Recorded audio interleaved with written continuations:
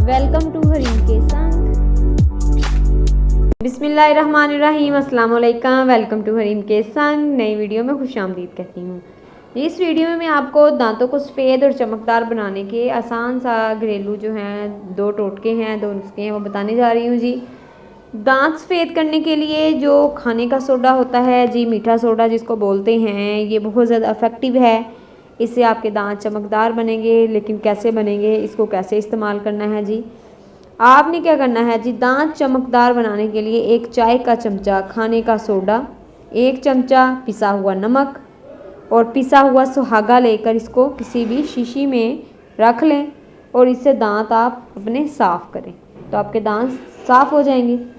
इसके अलावा क्या करें जी, इसको इस तरीके से भी आप इस्तेमाल कर सकती हैं। थोड़ा सा ये खाने का सोडा लेकर इसमें ताज़ा नींबू का रस मिलाकर इसका पेस्ट बना लें और फिर ब्रश की मदद से इसे दांतों पर अच्छी तरीके से लगाएं।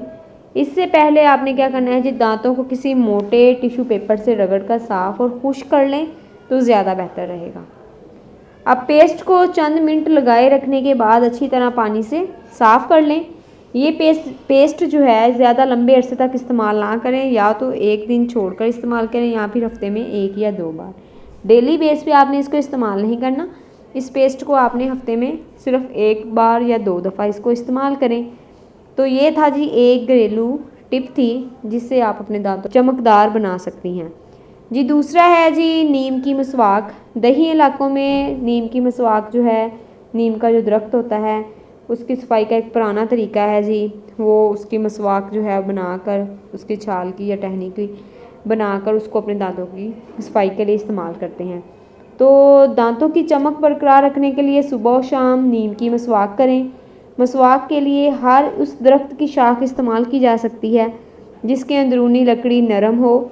नीम के अलावा आप पीलू, जैतून, कीकर, फलाही और क्रंच भी जो है, क्रंच मशहूर जो है मुतबादल हैं ऐसे दरख्त जिनकी छाल से आप या टहनी से आप मसवाक बना सकते हैं और कर सकते हैं। इसके अलावा अगर आपने मसवाक नहीं करनी तो आप क्या कर सकते हैं, जो नीम के चंद पत्ते लें, इसको गर्म पानी में उबाल कर दिन में 3-4 बार उससे गरारे करना। मसूड़ों और दांतों के कई अमराज से फ़ायदा हासिल होगा।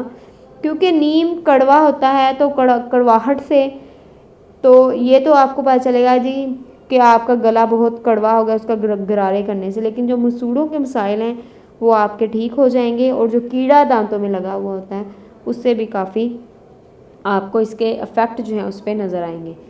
उम्मीद करती हूँ कि आपको वीडियो पसंद आई है। वीडियो को लाइक करें, चैनल को सब्सक्राइब करें।